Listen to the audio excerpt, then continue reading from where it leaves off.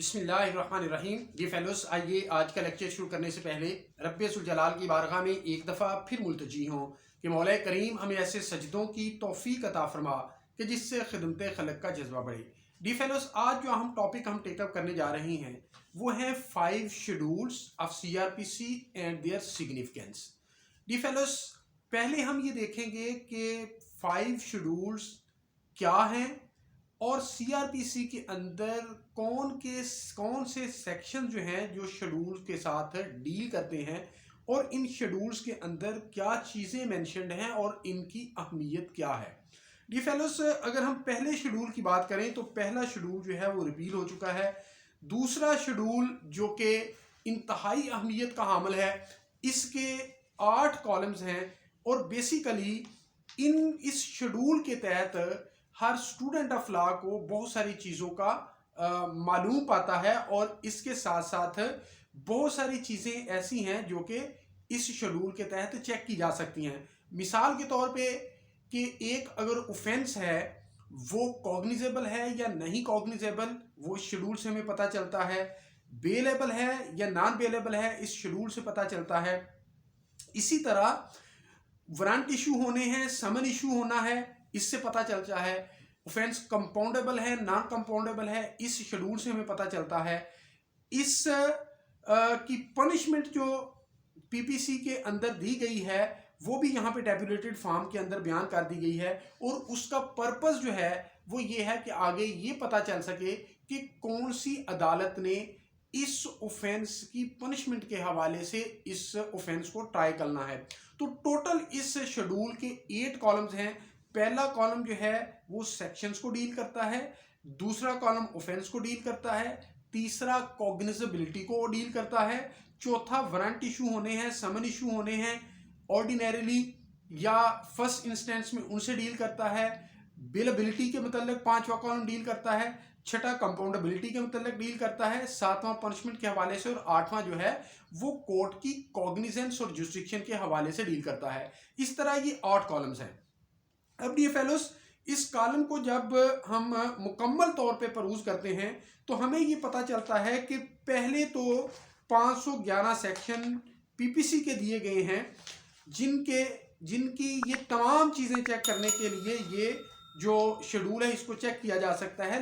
लेकिन इसका जो रिमेनिंग पार्ट है वो इंतहाई अहमियत का हामिल है जो कि कम लोगों को मालूम है, लेकिन हर स्टूडेंट ऑफ लॉ को इसका जानना जरूरी है। डी फेलो, जहां पर 511 सेक्शन एंड होते हैं वहां पर नया पार्ट इसका शुरू होता है जिसको ऑफेंसेस अगेंस्ट अदर लॉज के नाम से ये शुरू होता है। अब डी फेलोस, ये जो रिमेनिंग पार्ट है इसकी सिग्निफिकेंस इस वजह से ज्यादा बढ़ जाती है कि जब भी किसी स्पेशल लॉ यानी अदर देन पीपीसी किसी इनेक्टमेंट, किसी स्टैट्यूट को हम देखते हैं और उसके अंदर अगर कॉग्निजेबिलिटी का सेक्शन नहीं दिया गया तो इस बात का तयन करने के लिए फिर ये जो रिमेनिंग पार्ट है जो ऑफेंसेस अगेंस्ट अदर लॉज है इसको कंसल्ट करना जरूरी है। अगर तो उस स्पेशल लॉ के अंदर उसकी अपनी कॉग्निजेबिलिटी का क्लाज और सेक्शन मौजूद है तो वहां बता दिया होगा कि इसके ये ऑफेंसेस जो हैं वो कॉग्निजेबल हैं और ये ऑफेंसेस जो हैं वो नॉन कॉग्निजेबल हैं। जैसे पुलिस ऑर्डर के अंदर बता दिया गया, इन्फेक्शियस डिजीज ऑर्डिनेंस के अंदर ये बता दिया गया, नहीं बताया गया कि कौन से कॉग्निजेबल हैं और कौन से नॉन कॉग्निजेबल हैं, जबकि पुलिस ऑर्डर के अंदर बता दिया गया। इसी तरह कुछ स्टेट्यूट्स के अंदर बता दिया जाता है और कुछ के अंदर नहीं बता दिया जाता। अगर किसी स्टेट्यूट के अंदर नहीं बताया गया कि इसके ये जो ऑफेंसेस हैं ये कॉग्निजेबल हैं या नॉन कॉग्निजेबल है तो इस बात का पता इससे लगाया जा सकता है। इसका एक कॉलम मैं पढ़ूंगा जो कि रेलिवेंट है, वो ये है कि if punishable with imprisonment for 1 year and upwards but less than 3 years or with whipping not exceeding 40 stripes with और विदाउट पनिशमेंट, आगे लिखा है shall not arrest without warrant, meaning thereby कि अगर पनिशमेंट जो है वो 3 साल से नीचे है और स्पेशल लॉ के अंदर जो ऑफेंस दिया गया है उसकी पनिशमेंट 3 साल से कम है और कॉग्निजेबिलिटी का क्लाज या सेक्शन मौजूद नहीं है तो फिर वो नॉन कॉग्निजेबल होगा। अगर 3 साल तक सजा है और अपवर्ड्स है और फिर वो कॉग्निजेबल होगा। इससे हमें ये बात पता करने में मदद मिलती है। और आगे इसी तरह इसके 8 कॉलम दिए गए हैं, वो अगली दूसरी बातों का तयन भी इससे हो जाता है। डी फेलोस, अगला शेड्यूल 3 है। इसके साथ जो सेक्शन डील करता है वो 36 है। 36 के साथ ये शेड्यूल डील करता है। अब सेक्शन 36 है, इसके अंदर ऑर्डिनरी पावर्स ऑफ मजिस्ट्रेट्स दी गई हैं। ऑर्डिनरी पावर्स क्या हैं? ऑर्डिनरी पावर्स ये हैं जो कि इस शेड्यूल के अंदर मेंशन कर दी गई हैं, और इसके लिए special recommendation of the high court या प्रोविंशियल गवर्नमेंट की तरफ से मंजूरी की जरूरत नहीं है, बल्कि ये जो मेंशन दी गई है, कर दी गई हैं, ये ऑन इट्स ऑन अवेलेबल हैं मजिस्ट्रेट्स के पास। अब ये 36 को मैं आपके सामने रीड आउट करता हूं। Ordinary powers of magistrate, all magistrates have the powers hereinafter respectively conferred upon them and specified in the third schedule. Such powers are called their ordinary powers.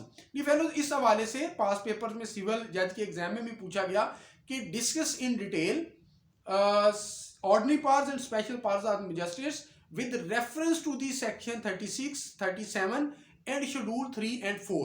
ये फेलो, जब इन शेड्यूल्स को और इन दोनों sections को मिलाकर हम पढ़ते हैं तो हमें ये पता चलता है कि ऑर्डिनरी पावर्स वो हैं जो सेक्शन 36 है जिनको मेंशन किया और शेड्यूल 3 के अंदर दी गई हैं, लेकिन उसके लिए recommendation of the high court या स्पेशल नोटिफिकेशन या special conferring upon the magistrates की जरूरत नहीं है, बल्कि on their on he available होती हैं। अब सेक्शन शेड्यूल 3 के अंदर first class magistrate, second class magistrate और थर्ड क्लास मजिस्ट्रेट की पार्ट्स को इन्यूमरेट किया गया है, लिस्ट डाउन किया गया है, ये आप जरूर पढ़िएगा। इसी तरह सेक्शन 37 के अंदर ये बात लिखी हुई है कि इसको जो डील करती हैं वो एडिशनल पावर्स या स्पेशल पावर्स हैं, और उनके लिए क्या बात जरूरी है? On the recommendation of the high court the provincial government में in addition to the ordinary powers invest any magistrate with any power specified in the 4th schedule. अब 4th शेड्यूल के अंदर भी स्पेशल पावर्स जो हैं वो enumerate कर दी गई हैं, लेकिन डी फेलोज जहां पर स्पेशल पावर्स होंगी तो आपको सेक्शन की जो फ्रेमिंग है या उसकी जो कंस्ट्रक्शन है उससे आपको ये पता चलेगा कि वहां पे ये लिखा होगा कि इफ फॉर एग्जांपल कि एक magistrate of the first class एक काम करने का ऑर्डिनरीली एम्पावर्ड है, बट इफ सेकंड क्लास ने वो करना है और वहां पे लिखा होगा कि if specially empowered by the provincial government, तो वहां पे ये लिखा होगा। वो कौन सी पावर्स हैं? वो भी शेड्यूल 4 के अंदर दी गई हैं। अब डी फेलोज शेड्यूल 5 है जो कि आपको शायद पहले इत्तेफाक नहीं हुआ होगा इस शेड्यूल को पढ़ने का। ये शेड्यूल सेक्शन 555 के साथ डील करता है। अब सेक्शन 555 क्या कहता है वो मैं आपके सामने रखता हूं। कहा गया कि farms subject to the powers conferred by section 554 and by articles 202 and 203 of the constitution, the farms set forth in the 5th schedule with such variation as the circumstances of each case require may be used for the respective purposes therein mentioned and if used shall be sufficient. अब schedule 5 के अंदर मुख्तलिफ farms दिए गए हैं जो कि under मुख्तलिफ सेक्शन जो हैं वो डिवाइज किए गए हैं और उन फार्म्स के मुताबिक प्रोसीडिंग जो है वो कोर्स करती हैं।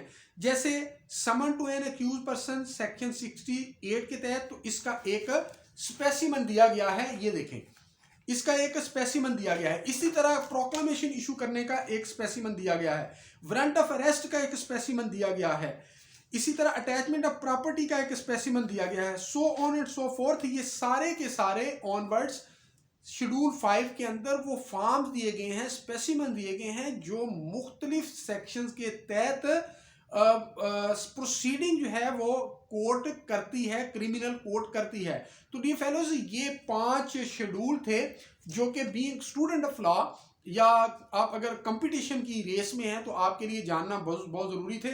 बल्कि जो 5th शेड्यूल है जो कि अमूमी तौर पे निगलेक्ट किया जाता है, उसका पढ़ना बहुत ज़रूरी है ताकि प्रोसीडिंग कंडक्ट करते वक्त प्रोसिक्यूशन साहबान को, जज साहबान को और लॉयर साहबान को और स्टूडेंट्स ऑफ लॉ को ये पता हो कि ये फार्म्स की जो फ्रेमिंग है या उसकी स्पेसिफिकेशन उसके अंदर है वो क्या है।